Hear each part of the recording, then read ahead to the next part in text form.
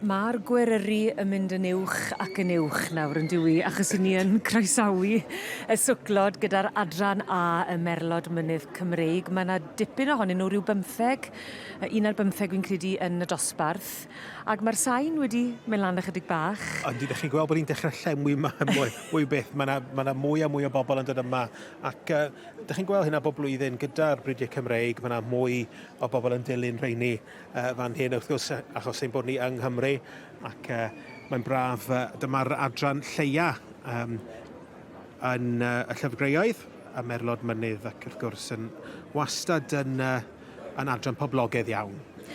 Yn beirniadu yr adran yma, mae Sandy Anderson, ac yn enw hynod y gyfarwydd, ac yn uchel iawn i barch, a cysylltiadau cryf iawn gyda Sioe ceffyl y flwyddyn. Yndi, wrth gwrs, mae'n gydeirydd ar Grandstand Media sy'n berchen ar brand Sioe ceffyl y flwyddyn. Mae wedi bod yn dyn busnes llwyddiannus iawn, ac yn magu llwyth o gyffylau. O'r Alban yn reiddiol, ac erbyn hyn yn gweithio yn Loughborough, yn byw yn Loughborough ar ffarm yn fan ei, ac mae o'n magu llwyth o gyffylau, mae o diddordeb mawr yn yr adran A a'r adran B, ond hefyd yn magu yr adran E hefyd. Yn syth bin, wi wrth y modd yn edrych arno fe yn beirniadu. Mae'n bwrpasol, mae yn bendant i farn, sim whare. A mae'r hyder yna yn helpu, chi'n rhoi ffydd yna fo wedyn. Wyt. O ran, mae o'n gwybod beth mae o eisiau. Fi'n teimlo fel sy'n ni moyn plesio fe fel un o'r athrawon yn yr ysgol, ti'n modd? Yr athro ti'n edmygu. Wel, mae jyst i weld pwy mae wedi tynnu fewn yn gyntaf hyn o bryd ydy Rhys Freeman gyda Peniel Crusader. Fan ni, yn ail, mae Brady Saunders gyda Ceilan Chandler, gyda ddangos gyda dadi Chris Cobley. 2-1-8 wedyn, dyn ni'n gweld Four Oaks Like the McQueen a 2-1-2-dim, yn bedwerydd wedyn Tracy Jones na'n fforchog a Fabergé. Wel, dyn ni yn... Mae yn debyg bod yna y teip yn barod bod o wedi... Ti'n meddwl beth? Dwi'n meddwl wastad dim amser. Na, dyn ni fewn. Byddwn ni'n dal o'r amser fyny wan, dwi'n meddwl. Fel corwynt.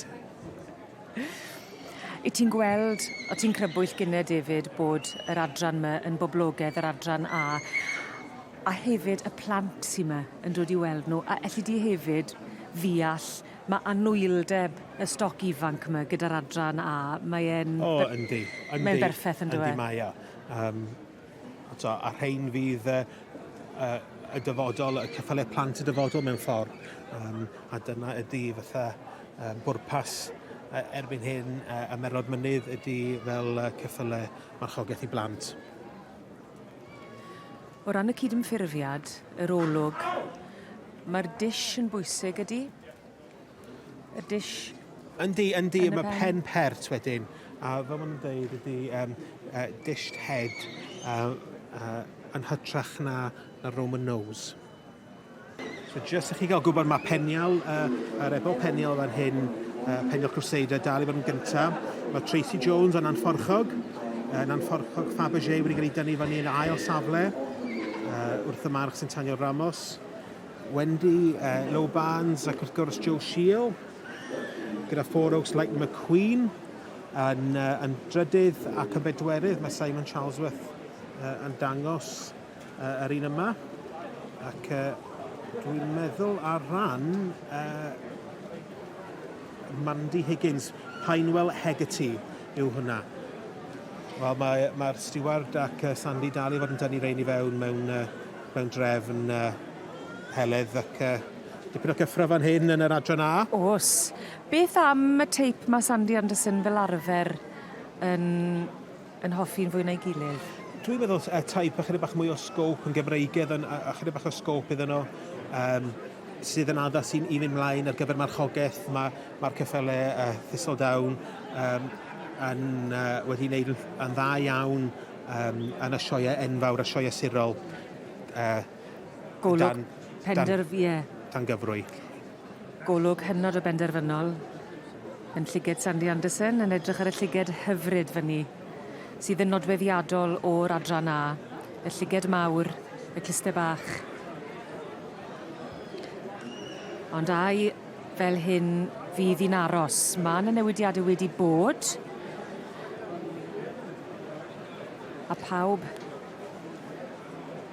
yma yn y dorf sydd wedi cynyddu eto ers i ni fod yma ddiwetha. A'r glaw falle dwi'n meddwl yn denu rhai i fewn hefyd. Mae'n bwrw tu allan ac pawb eisiau fi gael lloches yma ym Mhabell y Cyffylau. Felly maen nhw'n trio i gorau, maen nhw'n trio pob math o bethau neille i gadw i safle, neu i obeithio y bydd Sandy Anderson yn cael ei berswadio i wneud rhyw newidiadau munud ola.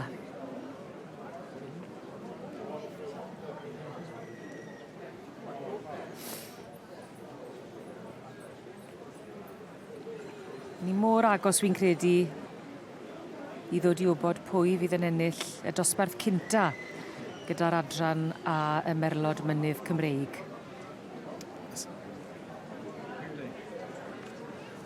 Sandy Anderson, wel, yn diysgu het heledd. Dyma ni Penial Crusader, da berchnogaeth Rhys Freeman yn mynd ar wobr gynta yn y dosbarth cynta i'r adran a yr Ebolion yn y Merlod Mynydd Cymreig. Felly mae'r het wedi dios, and so we have results in the first class in the Welsh Mountain Ponies Section A. Gai groesawu David Francis i'r cylch. Can I welcome David Francis to the ring on behalf of the sponsor of this class, Cefn Gorwydd Farm Cottages and Livery, and thank you in advance for your sponsorship. A dyma sut mae'n beirniad ni Mr Anderson yn ei gweld ti heddiw. And so winning the Colt Full class is number 2116. And this is Rhys Freeman with Penial Crusader. Llongyfarchiadau mawr i chi. Yn ail, in second, we have 2120. And this is Tracy Jones Rhys, with a great win, the first class of the Mountain Ponies, and a nice class to win. Yes, very happy. It's the first time I've ever won the Winter Fair, to be honest, in the eight. Well, you've been here campaigning for many years. Yep. Tell us a little bit about the colt. Pardon? Tell us a bit about the colt. Well, it's his second show this year. He was Supreme Foal Champion at his first show. And his half-brother, he won the Royal Welsh as a foal in the main ring. We're carrying on the family ways. Yeah. Well, hopefully you've got the championship coming up. Best of luck. Hopefully, thank you. Brian and Jennifer Thompson and groom with Penneth Gypsy King. Ac yn chweched in sixth, we have 2117. And this is A. Hewitt with Islyn Cilwch.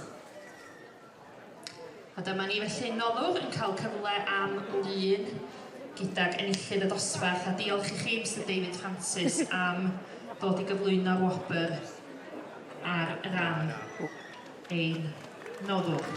So put your hands together. Yn derbyn y garden goch yn nosbarth yr Ebolion gyda'r adran a Penial Crusader yn eiddo i Rhys Freeman a Rhys hefyd yn dangos. Yn ail yna, Tracy Jones gyda Nant Fforchog Faberge. Ac yn y drydau safle in third, Four Oaks Lightning McQueen, owned by W, N and H Barnes.